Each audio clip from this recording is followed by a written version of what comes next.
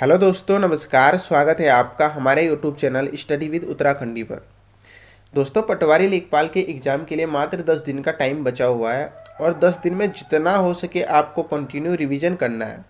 और आज की हमारी ये वीडियो भी रिवीजन वीडियो होने वाली है। इसमें मैंने उत्तराखंड के कुछ इंपॉर्टेंट एमसीक्यू लिए हैं जो आपके आने वाले एग्ज़ाम के लिए बहुत ज़्यादा इंपॉर्टेंट हैं। तो दोस्तों, वीडियो में अंत तक बने रहना और वीडियो को लाइक और चैनल को सब्सक्राइब जरूर करना। तो चलो दोस्तों, बिना किसी देरी किए वीडियो की शुरुआत करते हैं। हमारा आज का पहला क्वेश्चन है, फूलों की घाटी राष्ट्रीय उद्यान की स्थापना कब हुई थी? तो दोस्तों, फूलों की घाटी राष्ट्रीय उद्यान की स्थापना हुई थी 1982 में। इस क्वेश्चन का राइट आंसर होगा हमारा ऑप्शन बी।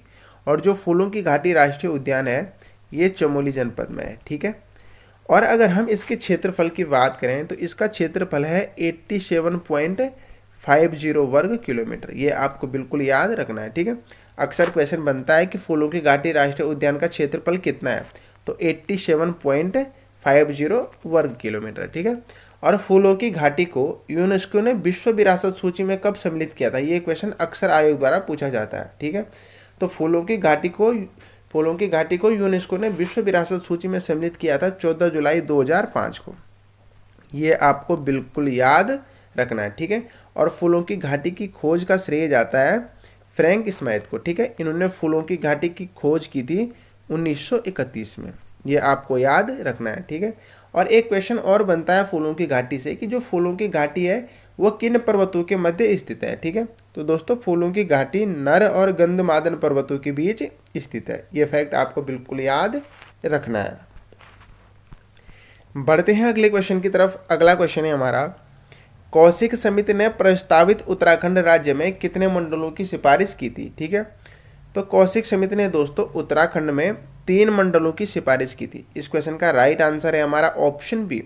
और कौशिक समिति का गठन हुआ था 4 जनवरी 1994 को। ये आपको बिल्कुल याद रखना है। ठीक है।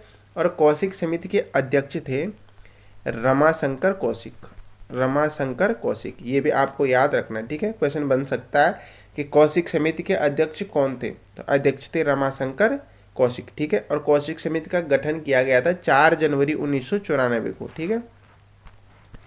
बढ़ते हैं अगले क्वेश्चन की तरफ। अगला क्वेश्चन है हमारा, अभय नामक साप्ताहिक पत्रिका का संपादन किसने किया था? तो दोस्तों, अभय नामक साप्ताहिक पत्रिका का संपादन किया था स्वामी विचारानंद सरस्वती ने। इस क्वेश्चन का राइट आंसर हो जाएगा हमारा ऑप्शन सी। और जो अभय नामक साप्ताहिक पत्रिका थी इसका प्रकाशन हुआ था 1922 में। ठीक है। और ये देहरादून से इसका प्रकाशन हुआ था। ये भी आपको बिल्कुल याद रखना है। क्वेश्चन बन सकता है कि अभय नामक साप्ताहिक पत्रिका का प्रकाशन कहाँ से हुआ था? तो देहरादून से हुआ था 1922 में। ठीक है। और संपादक थे स्वामी विचारानंद सरस्वती।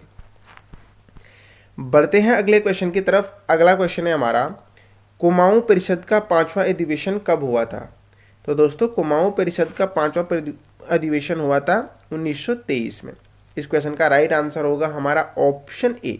और कुमाऊं परिषद का जो 5वां अधिवेशन हुआ था ये हुआ था टनकपुर में। ठीक है। ये आपको बिल्कुल याद रखना है। यहाँ से क्वेश्चन बनता है कि कुमाऊं परिषद का 5वां अधिवेशन कब हुआ था? तो 1923 में हुआ था। कहाँ हुआ था? तो टनकपुर में हुआ था। ठीक है। और इसकी अध्यक्षता की गई थी बद्रीदत्त पांडे के द्वारा। ये आपको बिल्कुल याद रखना है। ठीक है। अध्यक्षता बद्रीदत्त पांडे के द्वारा की गई थी। 5वां अधिवेशन हुआ था 1923 में। और कहाँ हुआ था? तो टनकपुर में हुआ था। ठीक है। और अगर हम कुमाऊं परिषद की स्थापना की बात करें तो कुमाऊं परिषद की स्थापना हुई थी 1916 में। ये आपको याद रखना है। ठीक है। और जब 1916 में इनकी स्थापना हुई थी कुमाऊं परिषद की, तो इसका पहला अधिवेशन हुआ था 1917 में। ये आपको याद रखना है। ठीक है। प्रथम अधिवेशन में पूछा जाता है कि कुमाऊं परिषद का प्रथम अधिवेशन कब हुआ था? तो प्रथम अधिवेशन हुआ था 1917 में। ठीक है। और ये हुआ था अल्मोड़ा में। ये आपको याद रखना है। ठीक है। प्रथम अधिवेशन 1917 में हुआ था, अल्मोड़ा में हुआ था। और इसकी अध्यक्षता की गई थी जयदत्त जोशी जी के द्वारा। ये आपको बिल्कुल याद रखना है। ठीक है। और कुमाऊं परिषद का जो दूसरा अधिवेशन हुआ था ये 1918 में हुआ था हल्द्वानी में। और इसकी अध्यक्षता की गई थी तारादत्त गैरोला जी के द्वारा। और कुमाऊं परिषद का जो तीसरा अधिवेशन हुआ था ये 1919 में हुआ था और ये कोटद्वार में हुआ था। और इसकी अध्यक्षता की गई थी बद्रीदत्त जोशी जी के द्वारा। और जो चौथा अधिवेशन हुआ था ये 1920 में हुआ था काशीपुर में, और इसकी अध्यक्षता की गई थी हरगोविंद पंत जी के द्वारा। और 5वां अधिवेशन मैंने बता दिया 1923 में हुआ था टनकपुर में, ठीक है। और कुमाऊं परिषद का छठा और अंतिम अधिवेशन कब और कहाँ हुआ था, किसकी अध्यक्षता में हुआ था, ये आप कमेंट सेक्शन में जरूर बताना। अगला क्वेश्चन है हमारा, कुमाऊं सरकार को दिल्ली सूबे में दर्शाया गया है, ठीक है। तो दोस्तों कुमाऊं सरकार को दिल्ली सूबे में दर्शाया गया है आईने अकबरी में। इस क्वेश्चन का राइट आंसर हो जाएगा हमारा ऑप्शन बी। और आईने अकबरी के लेखक कौन है, अबुल फजल। ये आपको बिल्कुल याद रखना है, ठीक है। ये क्वेश्चन अक्सर बनता है कि आईने अकबरी पुस्तक के लेखक कौन है, तो अबुल फजल। बढ़ते हैं अगले क्वेश्चन की तरफ। अगला क्वेश्चन है हमारा, किस महिला सत्याग्रही ने स्वयं को व्यक्तिगत सत्याग्रही घोषित किया। यहाँ पे सत्याग्रही होना था, ठीक है। तो किस महिला सत्याग्रही ने स्वयं को व्यक्तिगत सत्याग्रही घोषित किया। तो दोस्तों व्यक्तिगत सत्याग्रही घोषित किया था भागीरथी देवी ने, ठीक है, अपने आप को। इस क्वेश्चन का राइट आंसर होगा हमारा ऑप्शन सी। और इन्होंने स्वयं को व्यक्तिगत सत्याग्रही घोषित किया था 1941 में। ये आपको बिल्कुल याद रखना है, ठीक है। यहाँ से भी क्वेश्चन बनता है कि भागीरथी देवी ने स्वयं को व्यक्तिगत सत्याग्रही कब घोषित किया था। तो 1941 में इन्होंने स्वयं को क्या किया था, व्यक्तिगत सत्याग्रही घोषित किया था।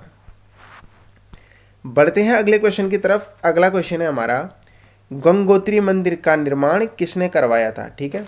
तो दोस्तों गंगोत्री मंदिर का निर्माण करवाया था अमर सिंह थापा ने। इस क्वेश्चन का राइट आंसर हो जाएगा हमारा ऑप्शन सी।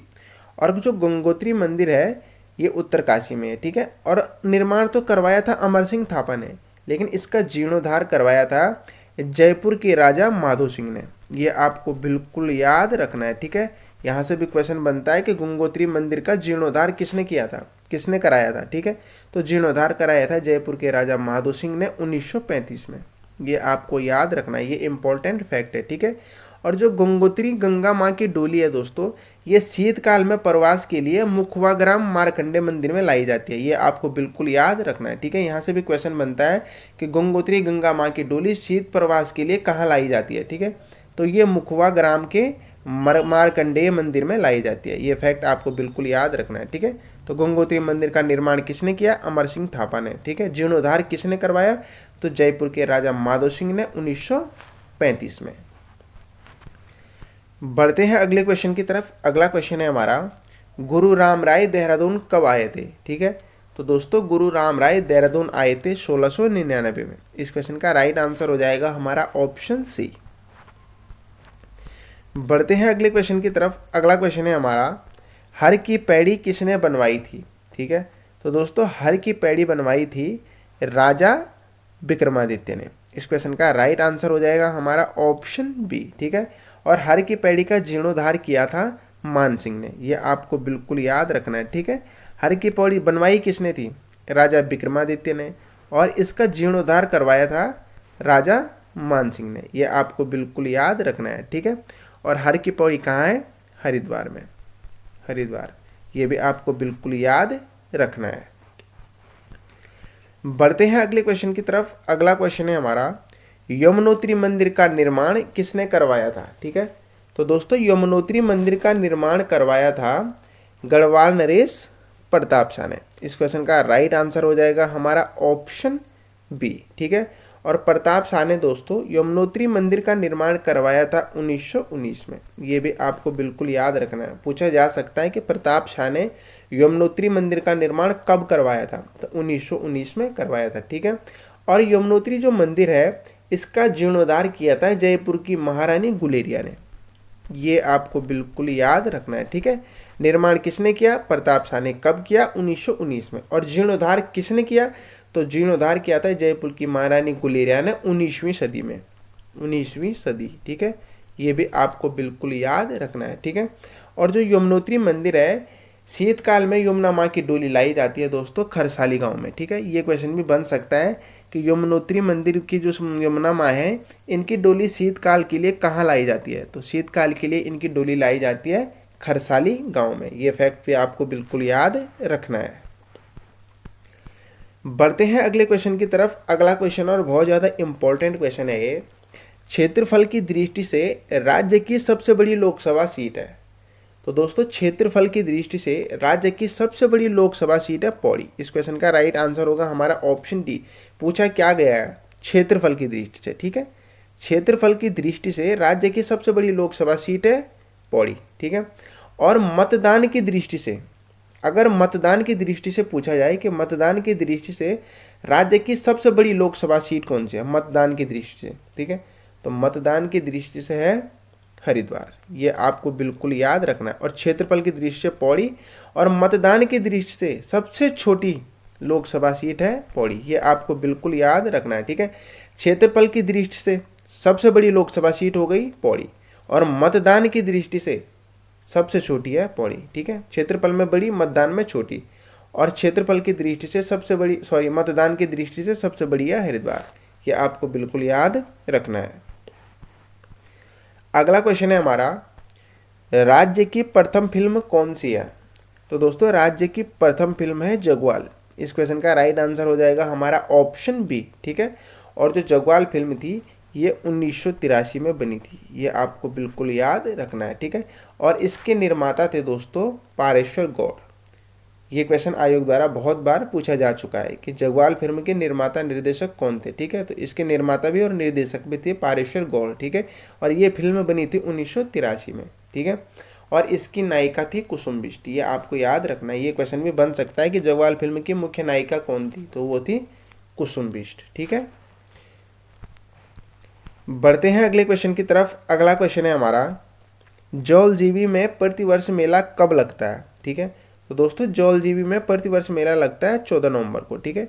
ये मेला 14 नवंबर से 19 नवंबर तक लगता है, ठीक है। तो जौलजीबी में प्रतिवर्ष मेला लगता है 14 नवंबर को। इस क्वेश्चन का राइट आंसर हो जाएगा हमारा ऑप्शन डी। और जो जौलजीबी मेले में लगने की शुरुआत हुई थी दोस्तों, ये हुई थी 1914 से। ये आपको बिल्कुल याद रखना है, ठीक है। जौलजीबी जो मेला लगता है जौलजीबी में, इसकी शुरुआत हुई थी 1914 से, ठीक है। और जो जौलजीबी मेला लगता है ये काली और गोरी नदी के संगम पर लगता है। ये फैक्ट आपको बिल्कुल याद रखना है। ये क्वेश्चन भी आयोग द्वारा बहुत बार पूछा जा चुका है कि जौलजीबी मेला किन नदियों के संगम पर लगता है, तो ये काली और गोरी नदी के संगम पर लगता है 14 नवंबर को, ठीक है। और शुरुआत हुई थी 1914 से। बढ़ते हैं अगले क्वेश्चन की तरफ। अगला क्वेश्चन और बहुत ज़्यादा इंपॉर्टेंट क्वेश्चन है। डीएनए टेस्ट के अनुसार रूपकुंड से निकाले गए नर कंकालों की अस्थियां किसकी थी? सॉरी दोस्तों, यहाँ पे हस्तियां नहीं, मिस टाइप हो रखा, अस्थियां होनी थी, ठीक है। तो डीएनए टेस्ट के अनुसार रूपकुंड से निकाले गए नर कंकालों की अस्थियां किसकी थी? अब आप सबको पता है कि रूपकुंड को कंकाली ताल कहा जाता है, रहस्यमयी ताल भी कहा जाता है, ठीक है। और ये कहाँ है? चमोली जनपद में, ठीक है। पहली बात तो ये क्लियर हो गई, ठीक है। ये चमोली जनपद में इसको रहस्यमयी ताल, कंकाली ताल भी कहा जाता है। और डीएनए टेस्ट के अनुसार रूपकुंड से जो नर कंकाल निकाले गए थे, ये अस्थियां थी कोंकण क्षेत्र के चितपावन ब्राह्मणों की। इस क्वेश्चन का राइट आंसर है हमारा ऑप्शन ए, ठीक है। जो अस्थियां निकाली गई थी रूपकुंड से, जब उनका डीएनए टेस्ट किया गया तो डीएनए टेस्ट से पता लगाया गया था कि ये अस्थियां कोंकण क्षेत्र के चितपावन ब्राह्मणों की हैं, ठीक है। तो ये आपको बिल्कुल याद रखना है। अगला क्वेश्चन है हमारा, जिया रानी के पिता का नाम क्या था, ठीक है। तो दोस्तों जिया रानी के पिता का नाम था अमरदेव पुंडीर। इस क्वेश्चन का राइट आंसर हो जाएगा हमारा ऑप्शन बी, ठीक है। और जिया रानी को प्योला या पिंगला भी कहा जाता है, ठीक है। ये भी आपको बिल्कुल याद रखना है। ये इनके क्या है? उपनाम है, ठीक है। ये भी आपको याद रखना है। और इनको कुमाऊं की न्याय की देवी भी कहा जाता है। इंपॉर्टेंट फैक्ट है, याद रखना है आपको, ठीक है। क्वेश्चन बन सकता है कि कुमाऊं की न्याय की देवी किसे कहा जाता है, ठीक है। तो कुमाऊं की न्याय की देवी भी कहा जाता है जिया रानी को, ठीक है। और दोस्तों जो जिया रानी थी ये प्रीतम देव की पत्नी थी, ठीक है। प्रीतम देव, ठीक है। प्रीतम देव या राजा पिथौरा शाही, इनकी पत्नी थी जिया रानी, ठीक है। और पिथौरा शाही को तो आपको पता ही है कि पिथौरागढ़ को बसाने के श्रेय इन्हीं को जाता है, ठीक है। अगला क्वेश्चन है हमारा, ये राज्य की प्रमुख नगदी फसल है, ठीक है। तो राज्य की दोस्तों प्रमुख नगदी फसल है गन्ना। इस क्वेश्चन का राइट आंसर हो जाएगा हमारा ऑप्शन सी, ठीक है। और गन्ना उत्पादन में राज्य में प्रथम स्थान कौन सा जनपद रखता है? उधम सिंह नगर। उधम सिंह नगर, ये आपको बिल्कुल याद रखना है। ठीक है, क्वेश्चन बन सकता है कि गन्ना उत्पादन में राज्य का प्रथम स्थान कौन सा जनपद रखता है, तो उधम सिंह नगर रखता है। ठीक है, और अगर आपसे पूछा जाए कि गन्ना विकास संस्थान कहाँ स्थित है, तो दोस्तों गन्ना विकास संस्थान स्थित है काशीपुर में, ये आपको बिल्कुल याद रखना है। ठीक है, गन्ना विकास संस्थान कहाँ है, काशीपुर में, और गन्ना विकास अनुसंधान ये है रुड़की में।